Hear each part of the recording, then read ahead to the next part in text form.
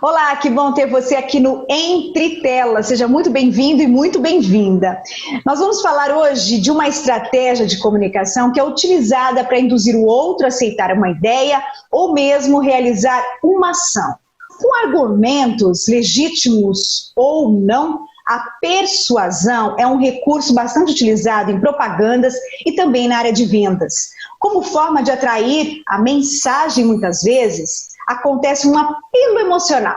E o uso da persuasão estimula mudanças de comportamentos e traz até consequências sociais positivas. Na verdade, todos nós temos alguma capacidade de persuadir. Em algumas pessoas, isso transparece, e em outras, é desenvolvida através de técnicas. Dani, é preciso primeiro a gente contextualizar os aspectos históricos do persuadir. Prática antiga, né? É isso mesmo, Mari. Resgatando um pouquinho a história, né? Desde a Idade Média na Europa, a persuasão era uma arte a ser aprendida pelos homens educados. Então, prestem atenção nessa expressão, homens educados, né? Essa convenção, ela chegou a ter uma durabilidade longa até o pós-guerra, como forma de inspirar comportamentos virtuosos e religiosos. Então, percebam o perigo dessa confusão, né? Que autorizava que, para convencer o povo de que os argumentos do Estado e da Igreja eram os únicos corretos, valia, então, aprender essa arte de persuadir. E assim foram criados diversos dogmas que impuseram uma versão moral que atendia aos interesses do Estado e da Igreja. Então, é o medo que educa, que doutrina, né? Aquela promessa do inferno para quem não seguisse as determinações.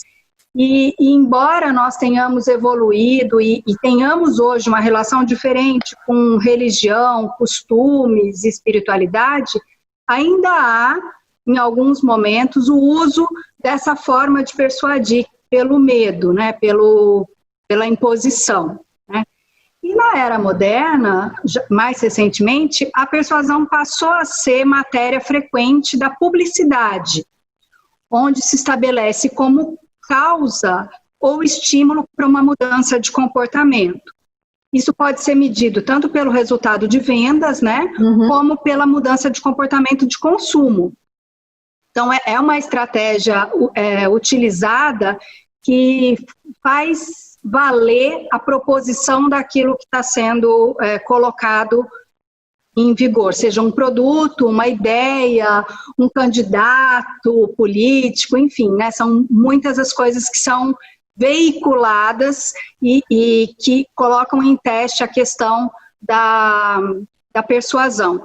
Mas isso é que faz a confusão com o significado persuadir ou manipular, né? E é por aí que a gente vai trilhar esse programa hoje, né? Mesmo na comunicação escrita existe uma técnica de persuasão. Então a gente está lendo um texto, de repente vem uma fonte diferente, uma cor diferente, né? Ali existe por trás uma tentativa de chamar a atenção, de convencer, de mostrar a relevância daquilo que está escrito, né? Então, é importante esclarecer que a persuasão, como você falou, ela costuma aliar aspectos intelectuais e aspectos emocionais. E ela deveria ser acolhida com reflexão, mas nem sempre é, né? E eu gosto, né, dentro desse contexto, eu gosto de uma definição de persuasão que coloca como um processo consciente usado para influenciar a mudança de comportamento, atitude e opinião, sem coação e sem constrangimento. Então, havendo coação e constrangimento, a gente tem manipulação. Não havendo, é uma forma de convencer o outro, né? E eu gosto dessa definição, porque nem toda comunicação precisa ser persuasiva, né? E dar um valor elevado à característica de persuasão é o que faz com que a gente dê também um peso maior à questão da manipulação e às vezes até fique com um certo ranço Quando alguém fala em você precisa desenvolver sua persuasão, você precisa ser mais persuasivo quando fala, a pessoa já fica assim, não é isso que eu quero, não é isso que eu almejo para a minha comunicação, como se fosse sempre negativo. E não é, né? Então, a linguagem, Zezé, persuasiva, ela tem o seu valor e isso é inegável, né? Eu queria que você falasse para a gente quando ela deve ser utilizada. Oi, Dani. A linguagem persuasiva, ela, como você até mostrou, né, ela visa criar um impacto, né? E por isso mesmo, essa comunicação, essa forma de comunicação, ela pode ser bastante positiva se nós pensarmos que ela pode agir em prol do bem coletivo, né? Por exemplo, uma linguagem persuasiva em campanhas de vacinação, né? Em campanhas sociais, em campanhas educativas, de conscientização, inclusive ambiental, vale muito. Mais do que levar informação, essas campanhas, elas precisam ter um apelo emocional, né? Então, às vezes, uma linguagem informativa não é suficiente para chegar nas pessoas. E utilizando, às vezes, imagens, frases de impacto, muitas vezes esses objetivos propostos nas campanhas são mais facilmente alcançados, né? Bom, dessa forma, a linguagem persuasiva, a gente começa a analisar que ela não é apenas útil, como ela é necessária, né? Pois é capaz justamente, às vezes, de atrair mais a atenção das pessoas, né? Sobre causas que são de interesse coletivo, de interesse público, e acabam influenciando para mudanças de comportamento, né? Que muitas vezes você precisa de uma mudança de comportamento, e só levar uma informação básica não vai chegar, não vai alcançar. Elas vêm como um alerta, né, Zezé? Muitas vezes como um alerta. Há muito essa utilização e é necessário. Eu acho que até mais do que é utilizado hoje, né? Às vezes a gente vê muita reprodução do mesmo, nada como você criar algo que impacte mesmo as pessoas. Agora, por outro lado, a persuasão, aí como já foi bem destacado tanto pela Mari no início como pela Dani, né? Quando ela é associada à manipulação, ela acaba causando prejuízos para pessoas, ela acaba causando prejuízos para grupos e até para a sociedade como um todo, né? Por isso até essa aversão que a Dani mencionou aí. Já que com a manipulação, o que a gente quer fazer? Influenciar o outro a qualquer custo, né? Esse que é o problema. Nós, no dia a dia, praticamos exercícios da influência. A gente já tratou de um programa sobre influência aqui.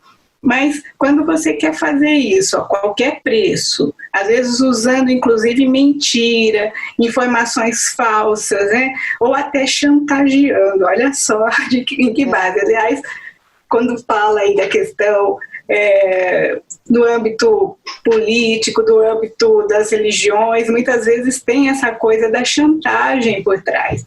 Persuasão na verdade, a gente começa a investigar, né? E começa a ver que esse tema é um tema tão amplo, né, complexo, porque ele acaba envolvendo diferentes focos, diferentes perspectivas. E a persuasão ela acaba sendo aplicada em diferentes situações, né? Diferentes situações. Não é apenas na publicidade, como muitos pensam. Como já até foi mencionado aqui, no dia a dia, muitas vezes a gente aplica até na nossa família, uma mensagem mais persuasiva. Agora, há quem a utilize como forma de imposição e não como troca. Esse é um ponto importante.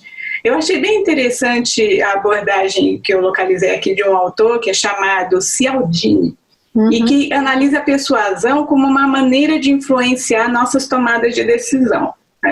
No dia a dia a gente quer influenciar a opinião do outro, né, para tomada de decisão. E ele traz, entre outras contribuições, a definição de seis princípios básicos, né, que vão afetar o comportamento de forma mais imediata, né, associados a alguns elementos que ele chama, né, que acabam influenciando nossas decisões, né. ainda que nem sempre isso seja positivo, tá? Fique claro. Quais são essas ações que esse autor menciona? Vamos lá. Primeiro ele fala de apreço, né? Pois às vezes, o que mais apreciamos no outro, né, nos produtos, na pessoa, tende a influenciar nossas decisões. Às vezes a gente só fica olhando que tem algo que a gente aprecia sem analisar mais profundamente. Outro aspecto é a autoridade, né? Já que muitas vezes pessoas com autoridade, quem seriam essas pessoas com autoridade? Especialistas, pessoas em posições estratégicas, elas também tendem a influenciar as nossas decisões, tá? Outra questão que ele levanta é a coerência, porque a gente quer manter uma coerência. Então, quando de repente você concorda em algum aspecto com a ideia de uma pessoa, parece que você se sente obrigado a sempre concordar com outras questões que essa pessoa ou que esse grupo apresente, até para você manter uma coerência interna, né? Outro aspecto é o consenso, porque nós acreditamos muitas vezes que a maioria está fazendo o correto. Então a gente não costuma questionar, a gente entra nessa onda do consenso e segue a maioria, né? O que Maria vai com as outras. Uhum. E ele apresenta ainda escassez. Acho muito interessante esse aspecto da escassez, porque é uma tendência de valorizar, olha, isso cabe muito, inclusive, para propaganda, para os produtos. Você valoriza itens, né, com produção limitada, né, ou ofertas por tempo limitado. Como isso é explorado, né? Aliás, muito.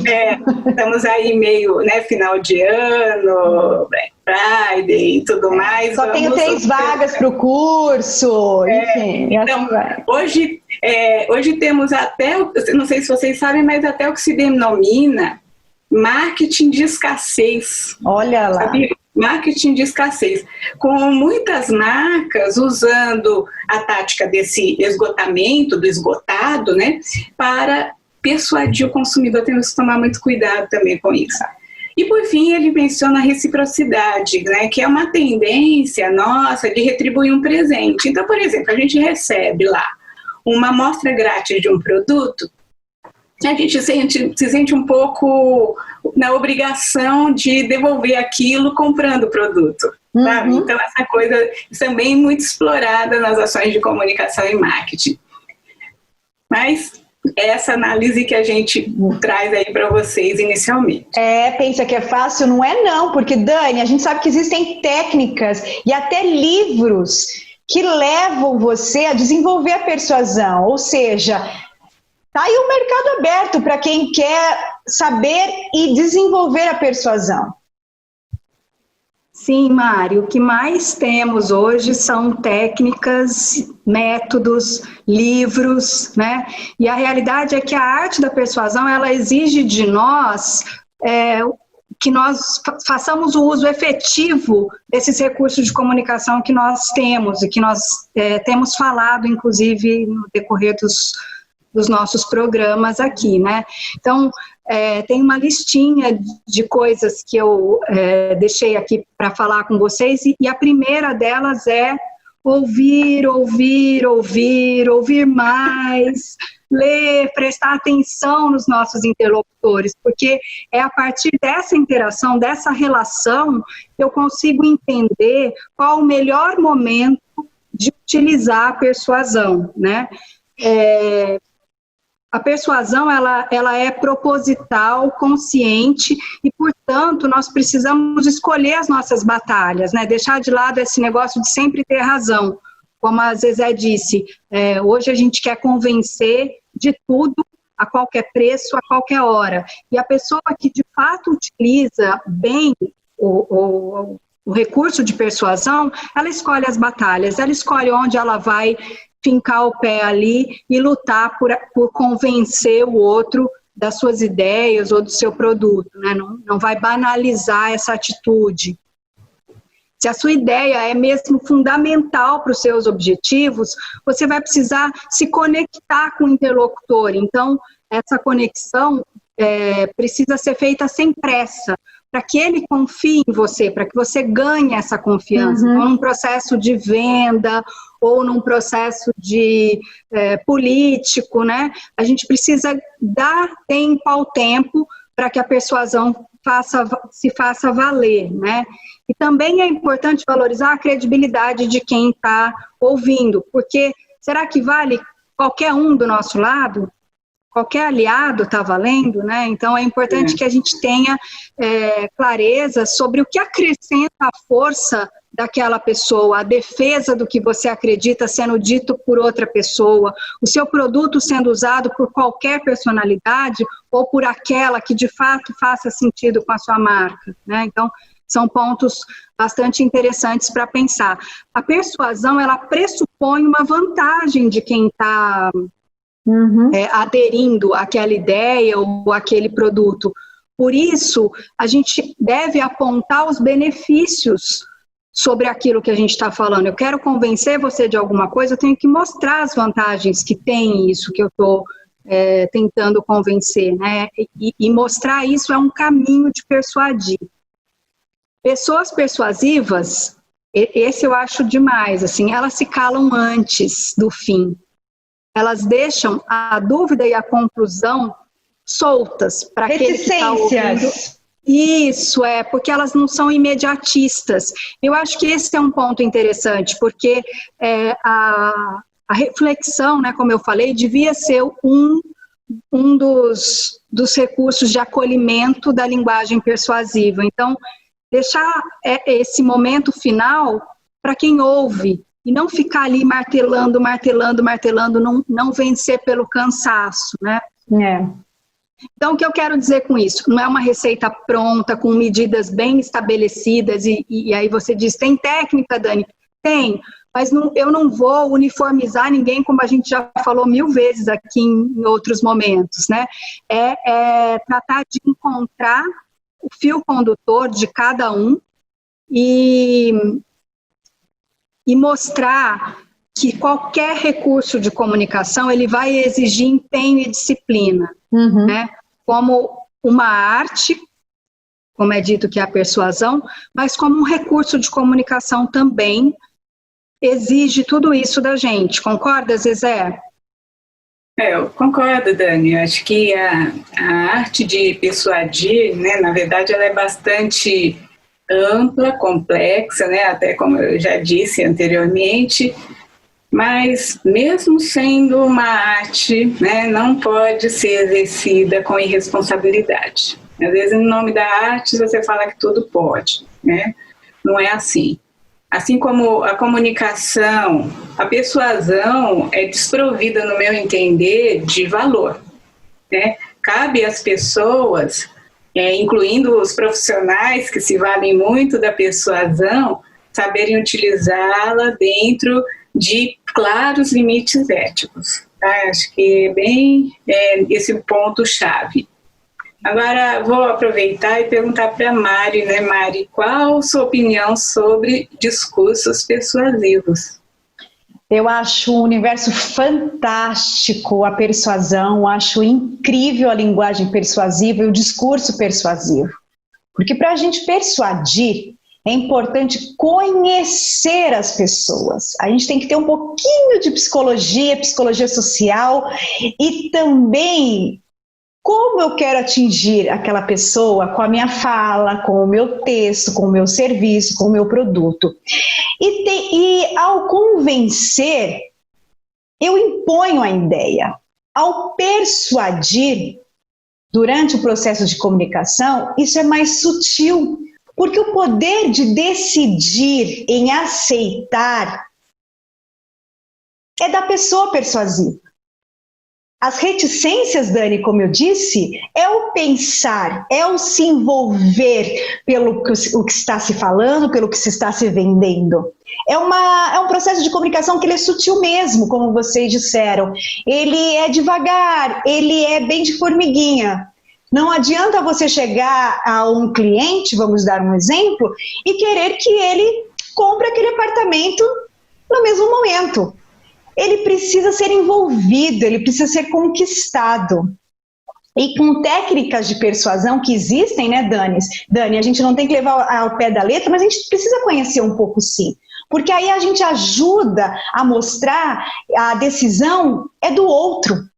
E na manipulação, ela é feita para que o outro não tenha escolha, a não ser fazer o que você quer, o que você está determinando. No discurso persuasivo, são apresentados números, argumentos, ideias. Há um relacionamento que se forma no processo de comunicação. Há um quê a mais.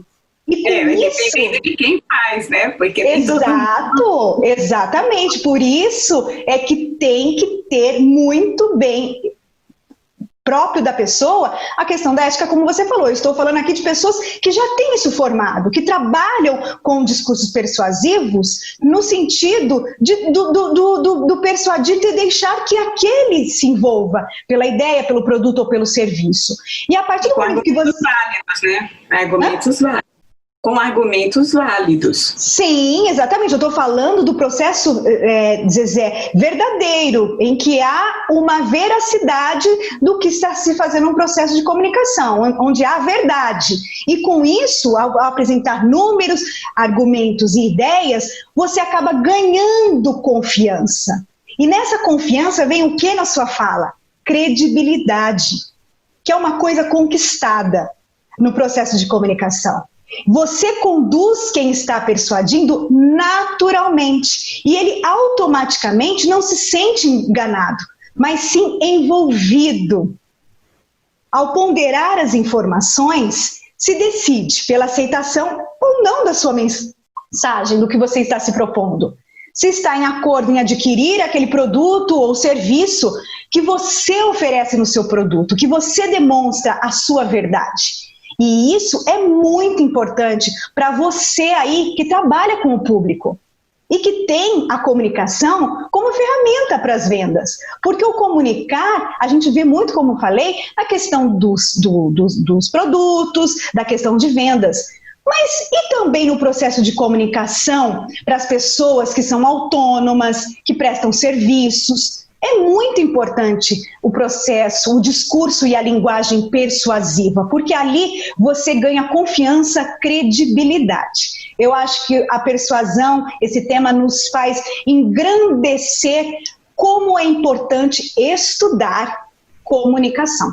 A comunicação é uma área tão ampla que cada vez que você vai puxando um tema, o exemplo é aqui do próprio Entre Telas. Quantos temas a gente já tratou aqui e quantos mais ainda existem, né? Exatamente. É fascinante. E a comunicação está em todas as áreas, em todos os setores. Por isso, tem dúvida de comunicação? Quer aprender mais? Vai conhecer mais sobre Daniela Cais, sobre Maria José da Costa Oliveira, tá bom? Semana que vem a gente volta, porque esse programa vai render ainda, né, Zezé? Opa, esperamos que sim, né? Com a participação de todos aí que estão nos acompanhando e com a nossa parceria aqui, que tem sido muito legal. Dani, muito obrigada, o programa foi ótimo. Também achei ótimo, acho que a gente sempre leva uma mensagem de comunicação para o bem e para o mal, mas enfatizando que pode ser do bem e que a gente faz isso aqui com muito carinho. É isso aí. Muito bom ter você aqui com a gente no Entre Telas todas as semanas, para este programa que é feito para você, para que você interaja, participe e também reflita aí do outro lado da tela. Semana que vem a gente volta e a gente espera por você. Até lá.